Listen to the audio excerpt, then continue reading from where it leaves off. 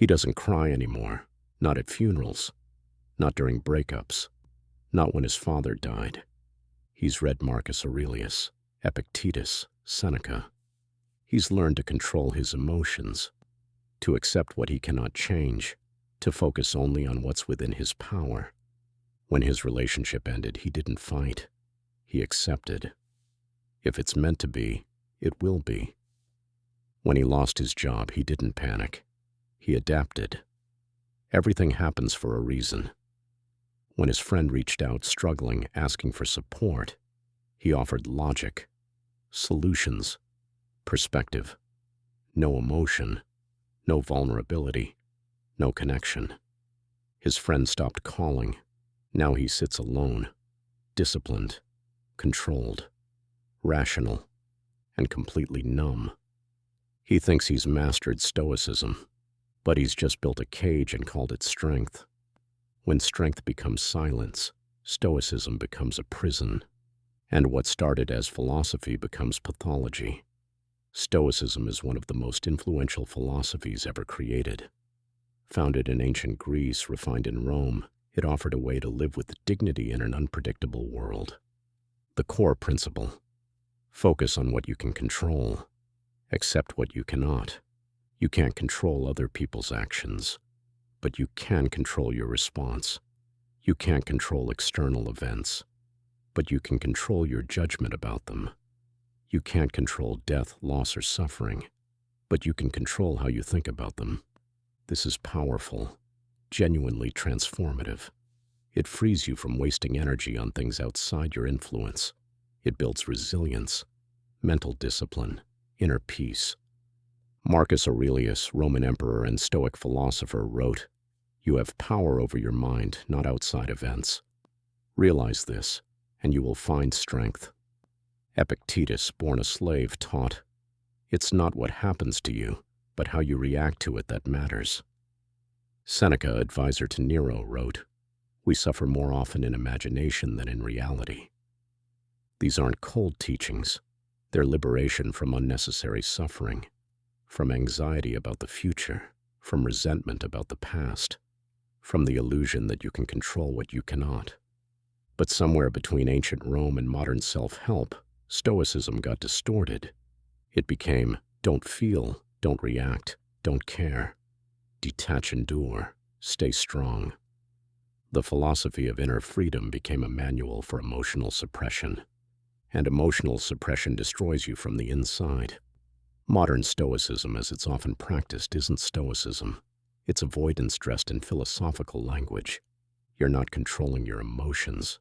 You're burying them. You're not accepting reality. You're numbing yourself to it. You're not building resilience. You're building walls. This happens because the philosophy is seductive to people in pain, especially men, especially people taught that emotions are weakness. Stoicism offers a framework that says, you don't have to feel this. You can rise above it. You can be rational, disciplined, unshaken. And when you're drowning in emotion, grief, heartbreak, fear, anger, that sounds like salvation. So you apply it. You stop crying. Stop complaining. Stop reaching out. You tell yourself, I'm in control now. I'm strong. But control isn't the same as health, and strength isn't the same as numbness. Here's what actually happens when you suppress emotion. Emotions are information. Fear signals danger. Anger signals violation. Sadness signals loss. They're not optional. They're part of how your nervous system communicates. When you suppress them, they don't disappear. They go underground, into your body, your behavior, your relationships. Psychologically, chronic emotional suppression leads to alexithymia, the inability to identify and express emotions. You stop knowing what you feel. Everything becomes flat, distant, disconnected. You think you've achieved equanimity, but you've just numbed yourself. Physiologically, suppressed emotions increase stress hormones, cortisol, inflammation. Your body holds what your mind refuses to process. This manifests as chronic tension, headaches, digestive issues, weakened immune function. You think you're resilient, but you're just slowly breaking down. Socially, emotional suppression destroys intimacy. Relationships require vulnerability, emotional exchange, empathy. If you're always controlled, always rational, never affected, people can't connect with you. You become a wall, reliable, helpful, but unreachable. And over time, people stop trying. You end up isolated, wondering why nobody understands you. You've become the Stoic ideal, untouched by external events, but you've also become inhuman. And morally, this is where it gets dangerous. When you detach from your emotions, you also detach from empathy, from compassion, from the visceral sense that other people's suffering matters. You become logical, utilitarian, cold. Someone shares their pain, and you offer solutions. Not because you don't care, but because you've trained yourself not to feel their pain. You've optimized emotion out of the equation. But humans need to be felt, not fixed, not advised, felt. And when you can't offer that, when every interaction is filtered through rational detachment, you stop being a source of comfort. You become another problem to solve. This isn't what the ancient Stoics taught. Marcus Aurelius wasn't cold. Read his Meditations. He writes about duty, service, love, gratitude. He's constantly reminding himself to be kind, patient, understanding. He wrote, "Waste no more time arguing about what a good man should be. Be one." That's not detachment. That's engagement. Compassionate, intentional engagement with the world. Epictetus taught his students to accept suffering, yes, but also to care for others, to fulfill their social roles, to be good parents, friends, citizens. He said, "What you would avoid suffering yourself, seek not to impose on others." That requires empathy, connection, emotional presence. Seneca, even while preaching about indifference to external events, wrote some of the most emotionally rich letters in Western philosophy. He grieved losses, celebrated friendships, expressed love. He wrote, "Wherever there is a human being, there is an opportunity for kindness." That's not numbness. That's humanity. Ancient Stoicism wasn't about becoming emotionless. It was about not being controlled by destructive emotions, about transforming suffering through perspective, not denial. Modern distortion strips that away, leaves only the control, the discipline, the suppression, and the result: burnout, alienation, moral apathy, the slow death of the inner life. So what does healthy Stoicism look like? It starts with distinction between acceptance and suppression, between discipline and detachment, between resilience and rigidity.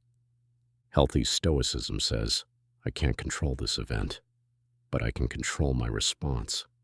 That doesn't mean not feeling. It means feeling without being destroyed. You grieve the loss, but you don't let grief paralyze you. You feel the anger, but you don't let it control your actions. You acknowledge the fear, but you don't let it stop you from acting. This is emotional regulation, not emotional elimination. It also means recognizing what's worth accepting and what's worth fighting. The Stoics accepted death, illness, natural disasters, things genuinely beyond human control, but they didn't accept injustice, cruelty, oppression. Marcus Aurelius didn't sit in his palace meditating while Rome burned. He governed, made decisions, acted. Modern misuse of Stoicism turns everything into something to accept. Toxic relationships, exploitative work, systemic injustice. It is what it is. I can't control other people. Everything happens for a reason. Number. Some things should be resisted, changed, fought.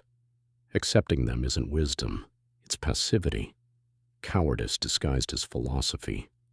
Real Stoicism distinguishes between fate and choice, between cosmic forces and human actions, between what must be endured and what must be challenged. And it requires compassion for yourself, for others. You're human. You'll feel pain, loss, fear. That's not weakness. That's being alive. Stoicism doesn't ask you to transcend humanity. It asks you to navigate it wisely, which means feel your emotions, understand them, then choose your response. Don't let emotions dictate your actions, but don't pretend they don't exist. Cry when you need to. Rage when it's justified. Reach out when you're struggling. These aren't failures of Stoicism. They're expressions of being human. And extend that humanity to others.